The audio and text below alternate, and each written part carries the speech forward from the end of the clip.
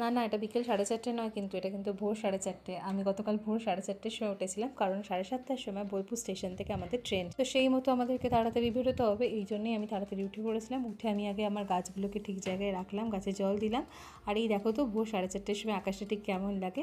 আমার তো বেশ ভালোই লাগলো, এবং মনে হলো কি সকালেই ওঠা উচিত, যদিও পারি না, সেটা আলাদা ব্যাপার।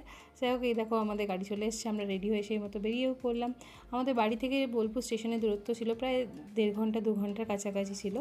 তো সেই মতো আমরা বেরিয়েছিলাম হাতে সময় নিয়ে, কারণ ট্রেনের ব্যাপার, ট্রেন তো আর আমাদের জন্য ওয়েট করবে না। তো তার মাঝে আমরা আর কোথাও দাঁড়াইনি, সোজা চলে গেছিলাম স্টেশনে। আর এই দেখো, এটা হচ্ছে বোলপুর শান্তিনিকেতন স্টেশন, আর আমাদের ট্রেনও এসে গেছে, টাইমেই ছিল, ট্রেনটা লেট করেনি। তারপর আমরা উঠলাম ট্রেনে, মেয়ে একটু ঘ্যান ঘ্যান করছিল, তারপর ঠিক হয়ে গেছিলো। এই দেখো ফারাক্কাও চলে এসছে। আর আমরা সকালবেলা ব্রেকফাস্ট করেছিলাম, সেটার আর ভিডিও করতে পারিনি। তারপর লাঞ্চ করে আমরা আবার ফিরলাম।